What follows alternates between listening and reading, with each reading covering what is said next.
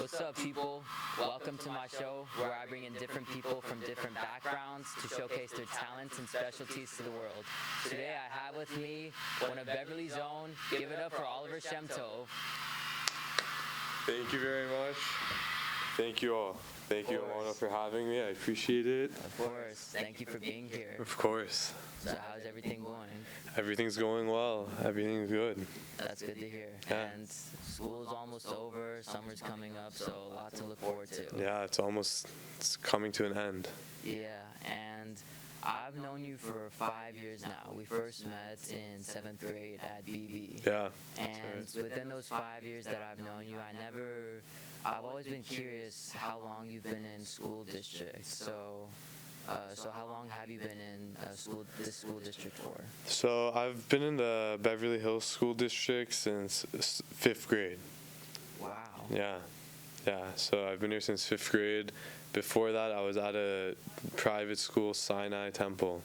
And then, so I went there for preschool up until 4th grade, and then 5th grade I came to the Beverly Hills District.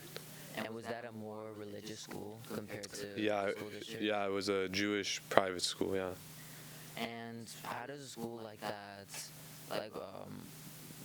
besides the fact that it is more religious, what would be a typical day there? So the way that that school worked was in the morning we would have our class like normal, and considering it was an elementary school, I didn't go there for middle school, so I didn't have like my different periods and whatnot. It was just one class, and so I would be in my class during the day, and in the morning we would go to the morning prayer service, and then we would transition back to class where we would learn normally, and then in the afternoon we would have a 2-hour block of like Hebrew education and learning Hebrew in that language. That's nice. And Yeah. Did you ever take Hebrew like in middle school, or especially here in high school, or No. apologies about middle school because there's no Hebrew in middle school, but Yeah. there's a class here. Here, no, I didn't. I decided not to take Hebrew here. I actually, I'm in Spanish. I'm in the Spanish program, and I've been taking Spanish since 7th grade at the middle school. So, until now. How come just Spanish? How come you didn't want to take Hebrew as well? I was thinking that Spanish might just be a little bit more practical to know for my day-to-day life here in LA, and so I think it's been useful for me just to be able to communicate with other people or read things in another language. So, yeah, that's here in Los Angeles. Well, I mean, that's good for you because Spanish is one of the most well-known languages, especially here in the U.S. Yeah. I've heard some people say, no, English is the most well-known, but it's actually Spanish because I've lost track of how many times, I don't know, I'm sure the same has happened to you, but I come across so many people who speak Spanish, especially those whose language wasn't first English. Yeah. So Yeah. It's an important language skill to know. Yeah. And if you were to describe to a tourist what Beverly Hills is like, what would you describe to them? That's a good question. I would probably, for tourists coming to Beverly Hills, I would probably describe to them that there's two sides to Beverly Hills. There's a tourist side, like walking down Rodeo Drive and shopping and maybe going on like the Hollywood tours and whatnot. And then there's the local side, which is like here at the high school or maybe going to Roxbury Park or BHBL or different community kind of more community central things that a tourist might not be able to see. And what has your experience been like from the community side, from BHBL to Roxbury Park to the high school? Any particular thing that you haven't liked or that you would want to change, or would you say it's all good, positive stuff? I mean, I love it. I think I've had such a positive experience living here. We have such a great community here. Everyone is amazing.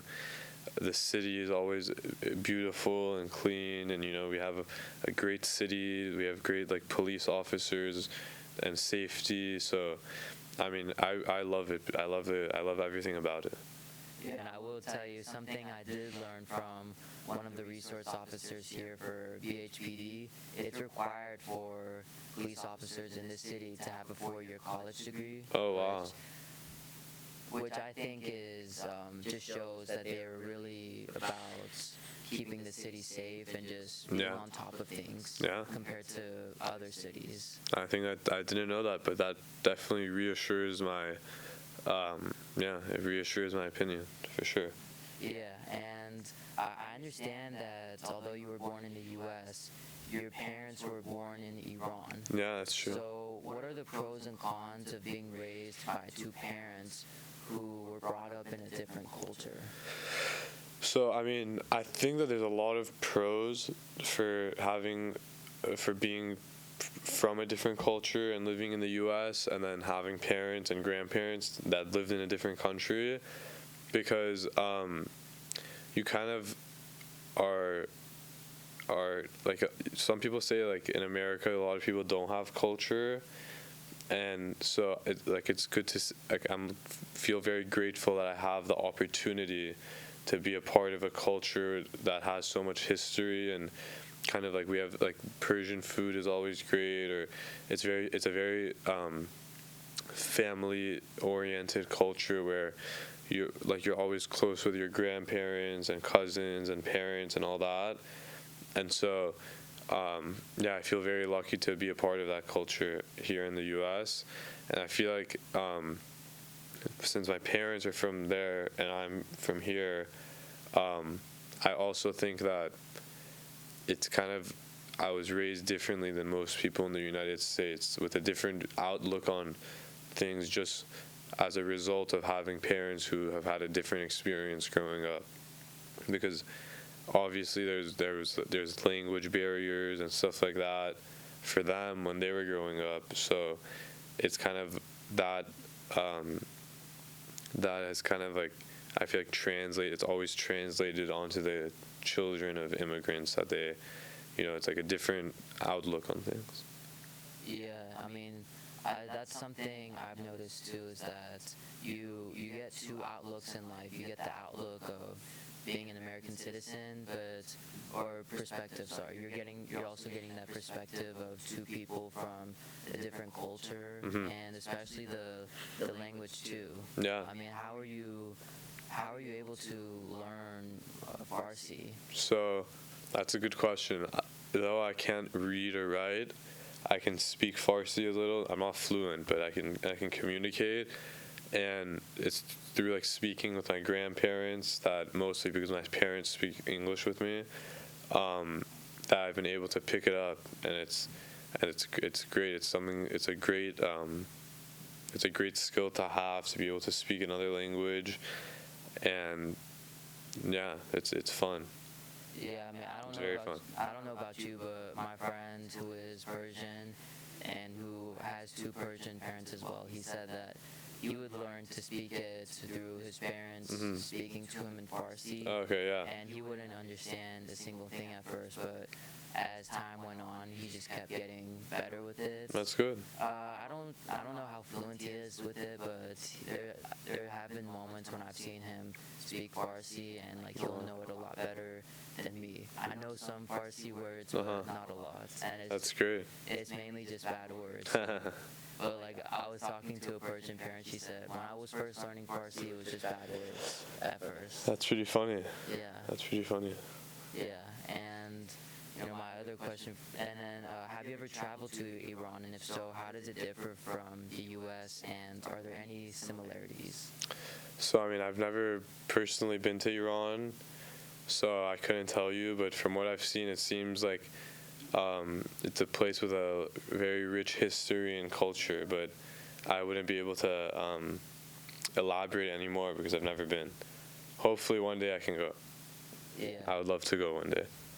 Yeah, and then Besides, let's talk about school. So besides your academics, water polo, swim, and basketball, what other extracurriculars are you involved in? And I gotta say, I did look at your resume. Like it's quite impressive. You have Oh, wow. lots. I appreciate that. I really appreciate that. You're doing a lot more than me. Thank you. Yeah, so outside of my sports and whatnot, I enjoy. What are some other things that I do? I'm a part of DECA, which has been great with Mr. G. It's a lot of fun. I recently also participated in Skills USA for business, for like employment. It's called employment application. And so that was a great experience. I got to learn a lot. And then I also run. I do some running outside of my school sports and whatnot, and that's mostly it. I've done, yeah. That's some other things that I like to do. And what was that experience like for you when you did Skills USA for the first time? You said employment application. So Yeah. was it kind of like a preparation for what it's like when you go to find a job? Yeah, or like, that's exactly how it was. So basically, the way it works is you compete regionally in your more like close surrounding area, and then so that was the first competition, and it consisted of you submit a resume, and then you submit a portfolio of all different things you've done, newspaper articles, so on and so forth. And I submitted that, and I had an interview via Zoom. And so I did very well. I got first place on that. And then I moved on to, so after getting first place, all the people who qualify, I think it's like first, second, and third from each region, are able to go to the state level. That's Ontario, right? Exactly. So that was in Ontario. I think just a few weeks ago, we went. And so over there, it was a similar process where I submitted a resume, a portfolio, and then I had to fill out an actual employment application. Wow. And so there was like a real interview with like 3 people who were asking me questions about myself, about why I want the job that I was applying for, the position of a real estate agent. And so yeah, it was a great experience. I think it actually prepared me very well for something that I may face in the real world. Yeah, and if you don't mind me asking, did you make it to Nationals, which I heard is taking place in Atlanta this summer? So unfortunately I didn't make it to Nationals. There were some complications in my registration, so they weren't able to actually score my results, because in my registration it was like a whole mishap, but there was some miscommunications and whatnot, and so it ended up not being able to move forward in the process. So who knows, but next year, there's always next year, so we'll see how it goes. Yeah, and I say just keep doing what you're doing, what you already did, and everything will work out. Everything always works out. Yeah, that's true. And I was curious. So water polo, swim, and basketball. What got you started in all those 3 sports? Like, when did you start, and what motivated you to go to where you've gotten to? That's a good question. So for basketball, it started when I was maybe 4 or 5 years old, playing in local rec leagues or going to different practices with different coaches all over. And so I've been playing basketball forever, and so that's kind of been my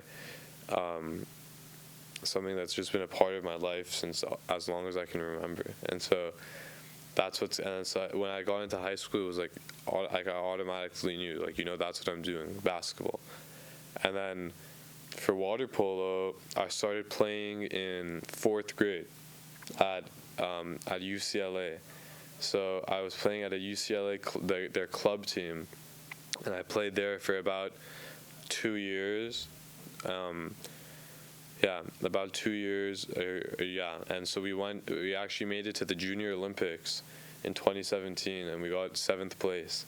Wow. And so, yeah, that was definitely a great experience. I got to meet a lot of cool people doing that, and I think starting at that young of an age, it gave me a really good foundation to build just to have my skills built on.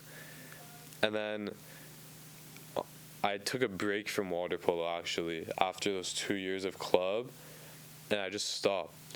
And then COVID came, and there was like it was really not like working out. But then summer going into 9th grade, I decided to do it again. And so going in after that kind of break, I did the summer practices for the water polo team, and my passion for the sport was reignited. And so that for me was also a great experience, and I've been playing since then for our school, enjoying it. We made it this year actually to CIF for the first time in like 6 years, and so that was amazing. I'm glad to have been able to contribute to that and help our team get there, along with my other great teammates, including you. I think that was a lot of fun. And so yeah, going there, we got to like the 2nd or 3rd round of CIF this year, which was a big deal.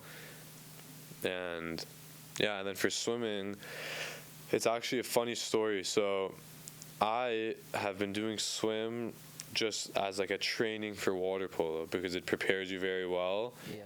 And it keeps you in shape for just for the upcoming season. And so that's the reason why I've done swim. My coach has been he kind of like forces us to do it in a sense. Yeah. Because I actually also play golf, and last year I actually made the golf team. Oh. I tried out, or it might have been freshman year. I kind of mixed it up, but I made the golf team. But I actually had to say no pretty much. I was forced out of it kind of because our coach was like, you have to do swim or like no water polo. So even though I would have loved to have played some golf, it's a sport that I also just enjoy on the side. I'm doing swim. So, but it's still fun. It's a great workout, and I'm with a bunch of friends. So yeah. And just to clarify, based on what you said, so you started with water polo in then 4th grade. Yeah. And then once we got into high school, the only reason you did swim was because you were required to by our coach. Yeah, that's exactly right. And why did you choose to do water polo in 4th grade? Did anyone encourage you, like a sibling, parents? Yeah, that's a very good question. So, my mom, one of her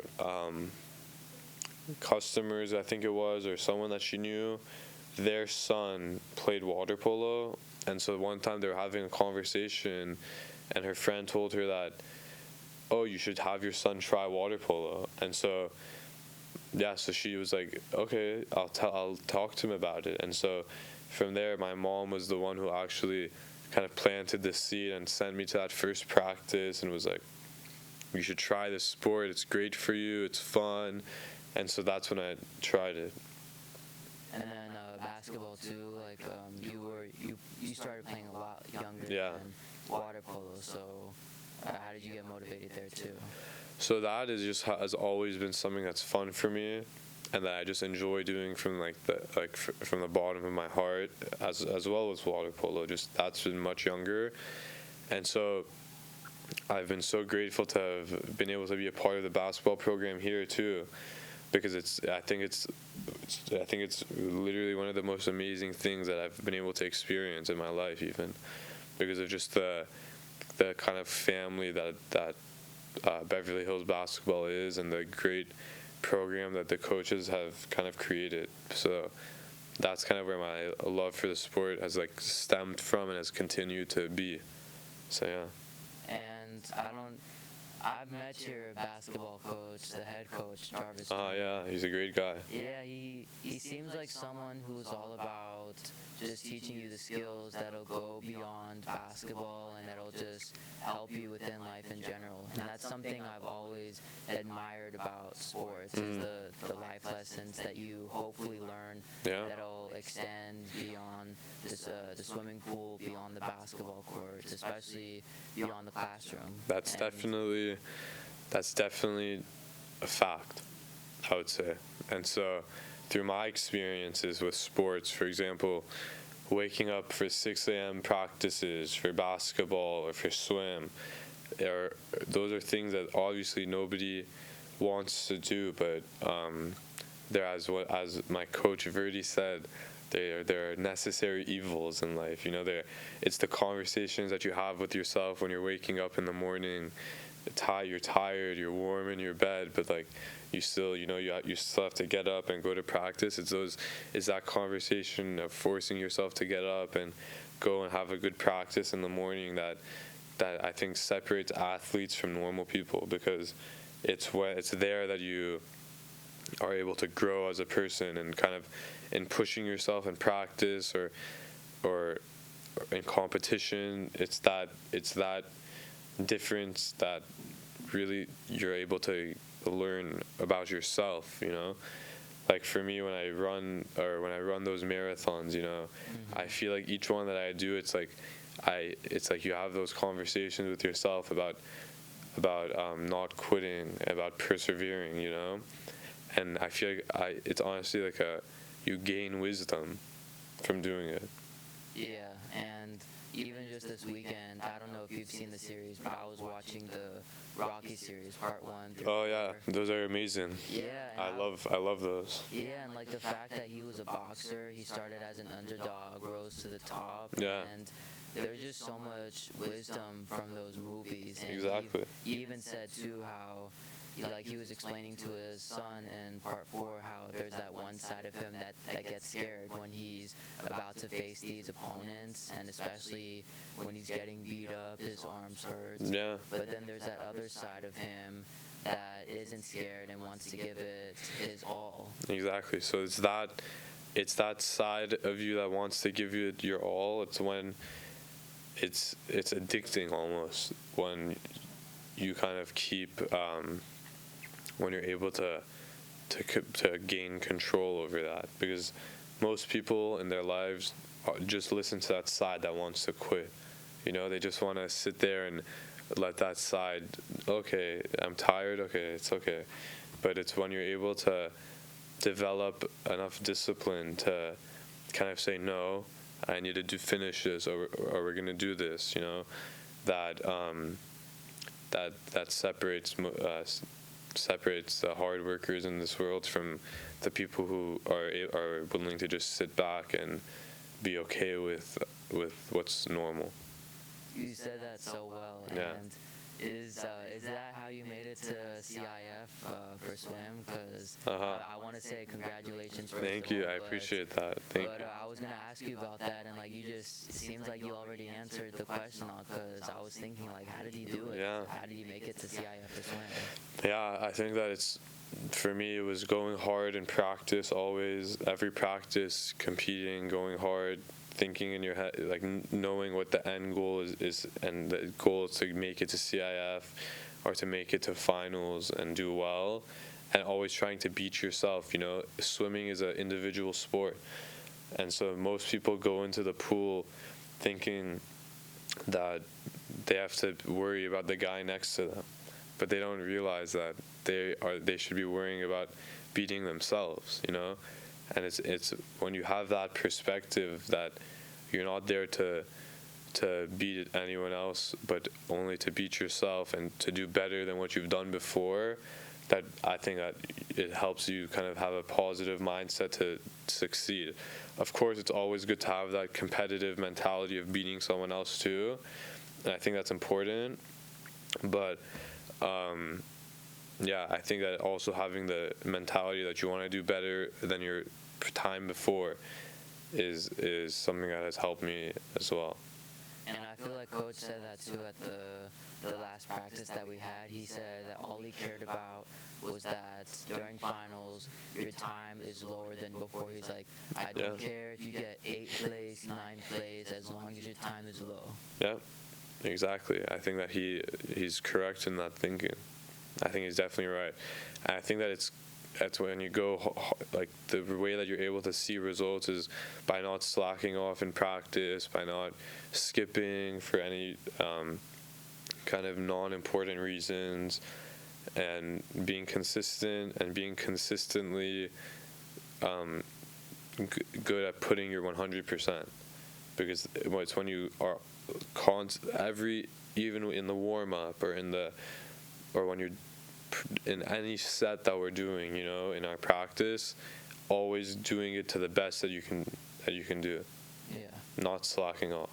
Yeah, That's where you're able to see improvement. Yeah. And the other thing that you mentioned, your marathons. Mm-hmm. So I understand you competed in 4 marathons. Yeah. So throughout those marathons, what place have you gotten, and also like what motivated you to do these marathons, to do this running? That's a great question. So in the marathons, at least the LA marathon, that's the one that I've been doing. It's like 30,000 people doing it, 20,000 people doing it sometimes. So yeah, so it's a lot of people. So the placing is like kind of hard to gauge, but the best that I've ever done is in my age division, which is I believe like 18-year-olds and under. I got 49th once. So I placed in the top 50 in my group, which is pretty good. And so I was very pleased with that. But yeah, in terms of what motivated me to start doing these, the way I started was I did it on a whim. The first one that I did, we were at Shabbat dinner, and my mom was like complaining that there's gonna be traffic on Sunday, there's gonna be traffic, and so because of the marathon. And so I was sitting there and I was like, you know what? I want to do it. And so 2 days before, I decided to do the marathon, and so I had to like go to Big Five and get some like gels, like energy gels, and get like a fanny pack, and I started like Googling how to do it, I started doing research. That's the first thing that I did. And I went to I started doing some math. I was calculating the time. I was like, okay, 26 miles. How should I pace myself? How should I do all these things? And so that's kind of how it started. And then I decided to do it a second time, a year after. And so, or it wasn't actually because of COVID. This was I did the first marathon when I was 14. Oh, wow. Yeah, and so I did that, and then because of COVID, the first one got delayed. It was late, and then right after, it was in like,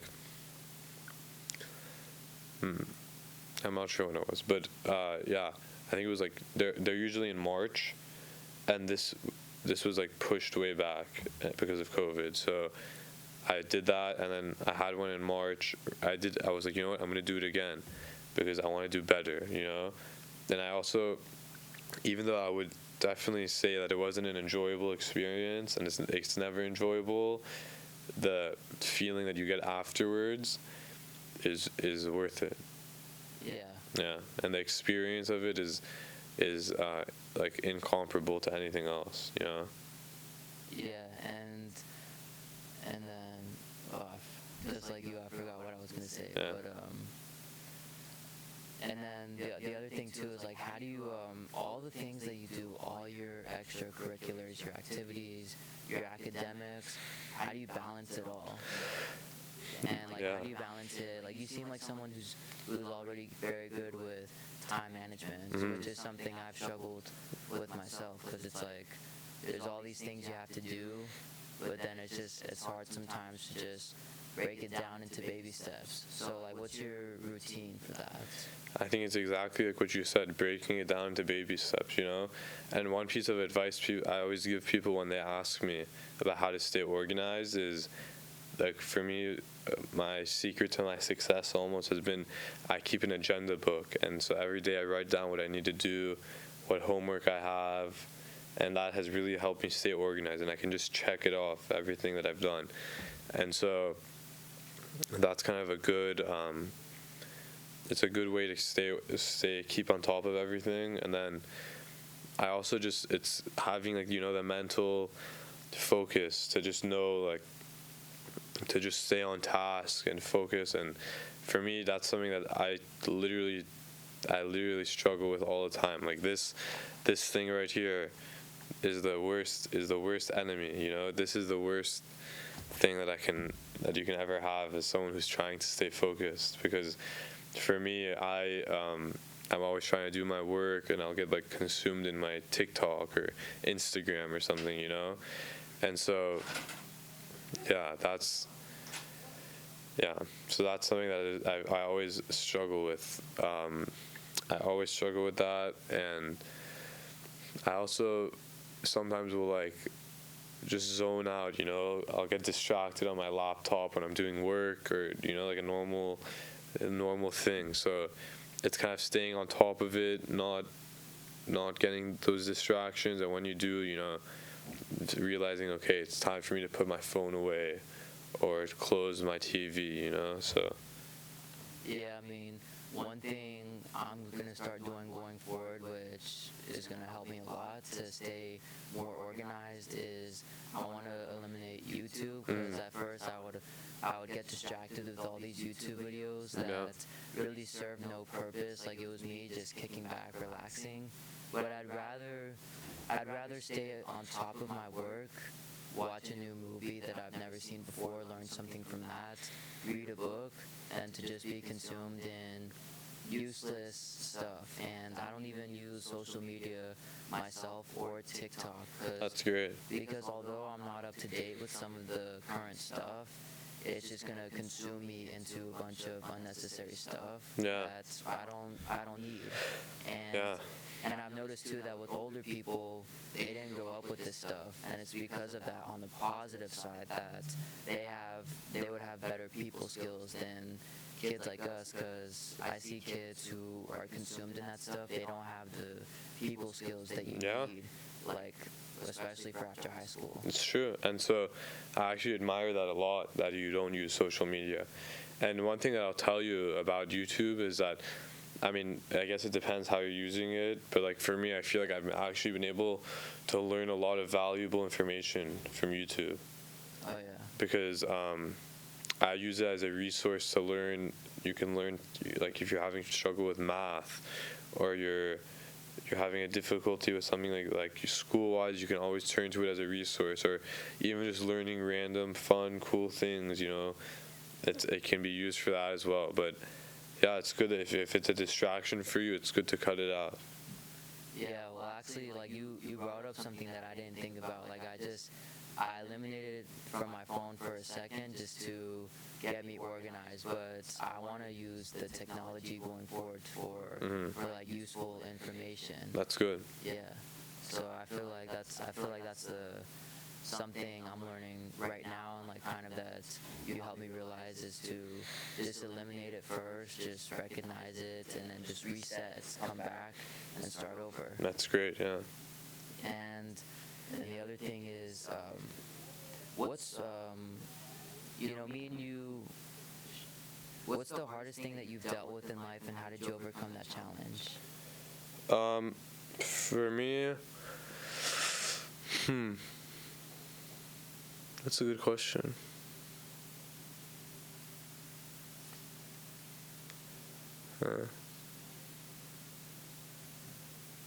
Well, I mean, one thing that was hard for me to deal with, which, I mean, wasn't like it was something that I chose to do, but it was very difficult, was my sophomore year taking a AP Bio. Wow. And I know that's like, I know that there was a bunch of other people that did it in the class and whatnot, but I learned so much in that class about myself and about how my study habits are and whatnot, just because of the fact that it was such a difficult class. but it forced me to adapt, and grow. And so that's not I don't know if it's the hardest thing I've ever experienced, but recently it was something that definitely kind of I feel like pushed me in the right direction academically and mentally, and just like with my attitude towards school and how I study, how I learn. It's kind of made me understand that about myself. And so that was like I'd always say it's one of the best classes I've ever taken, even though it was very challenging. And how did you do it? Because, I mean, for me, I don't know if I would have survived in that AP class, because biology and like science in general has never been my strong suits. I studied a lot. I practiced because I really was focused on getting a good grade on the class and in the AP test. So it was just a lot of dedication. And how did you do with have you ever struggled with science, or has it been something that you just been Yeah, I mean, actually in freshman year in regular honors biology, I actually got a B. And so that was like, and I was like, I was like, wow, like if I got a B in that, but I got an A in AP Bio actually. And so for me to do that, it kind of showed myself that it was a direct result of just my effort levels and my output, because getting an A in the much harder class but a B in the much easier class just kind of I realized myself like, hey, that was completely on me, So yeah. Well, congratulations. Thank you. And what's the most important thing you've learned in life so far? For me, the most important thing in life that I've learned is I would say it's to always, always put your best foot forward. I would say it's always to put your best foot forward and always be kind to everyone you meet, regardless of who it is, and always have a positive outlook on things. Wow, what a great way to end that interview, Oliver. Thank you very much. I appreciate it. Of course, and like I said, it was a pleasure having you, and just keep up the great work that you're doing. Thank you very much, Amado. I appreciate it. Of course. All right, that's it for the Amado Lucero Show. Stay tuned in. All right, we're done. Great.